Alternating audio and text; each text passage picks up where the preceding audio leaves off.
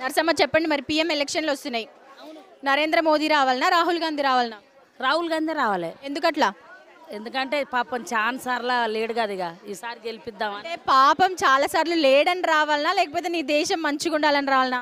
దేశం మంచిగా ఉండాలనే మరి ఆయన వస్తే ఏం చేస్తాడు, ఎట్లుంటే? చెప్పిన అయ్యే ఏమన్నా చెప్పేటి ఉంటాయి కదా, ఆమెతో అయ్యేమన్నా చేస్తాడని ఆశ.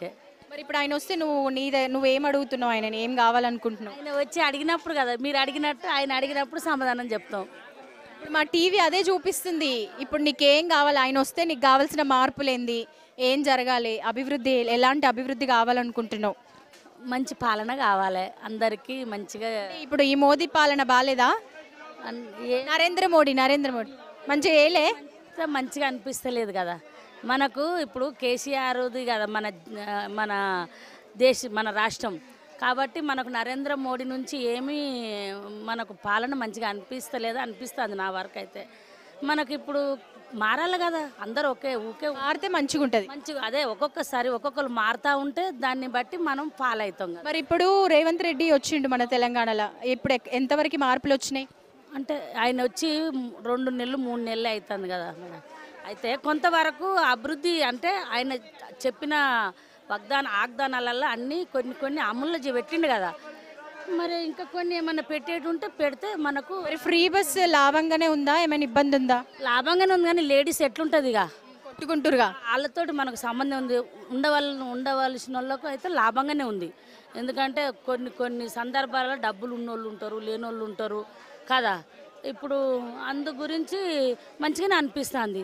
కాకుంటే ఏంటంటే ఆడోళ్ళు లేడీసు అట్లనే ఉంటుంది ఇక ఒకరి మీద ఒకరు వాడు ఓపికలు లేక అంత చికాకులకు అంతేగాని మంచిగానే ఉంది ఫ్రీ బస్ అంటే. మరే భర్త ఒకవేళ తాగుడోడు ఉంటాడు, తడిపినోడు ఉంటాడు, ఉన్నోళ్ళు ఉంటారు, లేనోడు టక్కున అమ్మగారింటికి పోవాలన్నా పోవాలన్నా షాపింగ్ చేయాలన్నా ఇక డబ్బులు లేకున్నా దాన్ని బట్టి అయితే మంచిగానే అనిపిస్తుంది ఫ్రీ బస్ అంటే. ఇంకా మళ్ళీ ఇప్పుడు కానీ రైతులకు మాత్రం 15,000 అన్నాడు కదా, అది మరి వచ్చే మన అనకాలం వరకు మరి అమల్లో పెడితే బాగుంటుందని అనుకుంటున్నాను. నీకు గ్యాస్ ఎంతకు వస్తుంది? 500 చెప్పింది కదా ప్రియాంక. 500కేనా? అంటే 1000 కానీ మనకు అలా పడితే అకౌంట్లో పడితే అన్నది కదా. అంటే మేము బుక్ చేయలేం, ఇంకా బుక్ చేస్తే పడితే అప్పుడు మనకు మంచిగా అనిపిస్తుంది. రైట్, మొత్తానికి నీ ఓటు కాంగ్రెస్ పార్టీ. ఓకే అమ్మా. పేరు అనంతమ్మ. అనంతమ్మ, ఇక చెప్పు నీ బాధలు ఏంది? మరి అంటే ఇట్లనే ఉంటాయి కష్టాలు. ఇక మంచిగా కూర్చున్నావు కదా లోపల. కూర్చున్నా కానీ కష్టం అవుతలేదు బిడ్డ. ఏం కష్టం అవుతుంది? గాలి వస్తలే? కాలేడు వస్తుంది నాన్న. ఫ్యాన్ పెట్టించుకో, ఫ్రీగానే కదా. పెట్టి మన రాజారా పెట్టిద్దాం, అడుగు ఒకసారి కెమెరాని చూసి. ఇక అని పెట్టిస్తాడు. సరే, మరి ఇప్పుడు భూమిది జర బాధ ఉంది బిడ్డ. మా భూమి చంద్రబాబు నాయుడు 60 పార్కులు రాసిండు, దాన్ని తీయాలి. నాకు ఎకరన్నర ఉంది, నాకు ఒక కొడుకు. నా బిడ్డకి 2 బిడ్డలు, ఒక కొడుకు అయితే కొడుకు చచ్చిపోయిండు. 6 నెలలు అవుతుంది, 20 ఏళ్ళ పిల్లగాడు. ఇప్పుడు నా కొడుకు భూమి కావాలంటే ఆ భూమి మొత్తం వస్తలేదు మా చేతికి. మేము లాయర్ని పెట్టి కొట్లాడుతున్నాము, అది వస్తుందా పోతుందా. రేవంత్ రెడ్డి దానికి పోవాలన్నా, రేవంత్ రెడ్డి దగ్గరికి ఆర్డర్ ఇస్తే వచ్చి మాట్లాడాలని ఉంది నాకు. మరి ఏ ఊరు నీది? నాది ఎంఎం కుంట. మా ఎమ్మెల్యే ఇప్పుడు రంగారెడ్డి అయ్యిండు. అప్పుడేమో మంచినీళ్ళ కిషన్ రెడ్డి ఉండే, ఆయన ఏం పని చేయలే, ఏం పీకలే. ఇప్పుడు రంగారెడ్డి ఏం చేస్తాడో ఏమో మరి చూడాలి. ఇంకా చూడలే ఆయన ఏం చేస్తుండే ఏంది కథ. మీకు ఇప్పుడు ఇంతేలం ఏం చేస్తాడు కానీ. మరి నీ ఇప్పుడు ఎకరంన్నర భూమి ఏదైతే బాధపడుతున్నావు దాని గురించి రంగారెడ్డికి చెప్పినవా? చెప్పలే బిడ్డ. చెప్పండి, ఎట్లా అవుతుంది? చెప్పినాం, వరకు ఆయన దగ్గర కూడా మస్తారు తిరిగినాం. లేదు, ఇప్పుడు మళ్ళీ చెప్పి చూడు. ఇప్పుడు మళ్ళీ కొత్తగా వచ్చిండు కాబట్టి ఆయనకు కూడా ఒకసారి చెప్తే తొందరగా చేస్తే మంచిది. నా పిల్లగానికి ఇంత ఆదేరు అవుతుంది నాన్న, మాకేం లేదు కదా, ఒక్కొక్క భూమే ఉంది. సరే కదైతే నువ్వు ముందు ఒకసారి పోయి మళ్ళీ మాట్లాడు. మరి ఇప్పుడు ఏంటంటే మళ్ళీ మనకి పిఎం ఎలక్షన్లు వస్తున్నాయి. ఇన్ని రోజులు నరేంద్ర మోదీ ఉన్నాడు, తెలుసు కదా నరేంద్ర మోడీ.